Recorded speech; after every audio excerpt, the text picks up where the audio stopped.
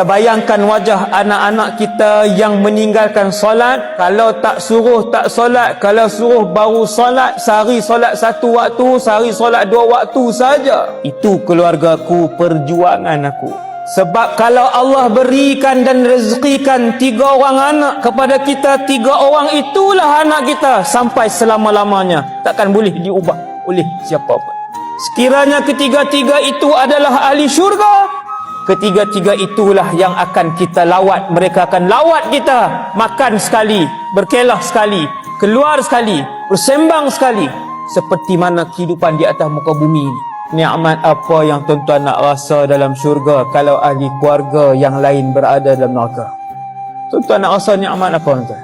Sebab itu, ya ayyuhallazina amanu, wahai orang yang beriman, qu anfusakum wa ahlikum nara, bentengi dan peliharalah diri kamu dan ahli keluarga kamu daripada neraka. Jagalah diri kamu dan ahli keluarga kamu daripada neraka. Biarlah mereka membenci kamu kerana kamu setiap hari menegur mereka supaya melakukan ketaatan kepada Allah. Biarlah mereka tak suka untuk berjumpa dengan kamu kerana setiap hari kamu menegur mereka dari melakukan kemungkaran dan dosa kepada Allah Subhanahu wa ta'ala.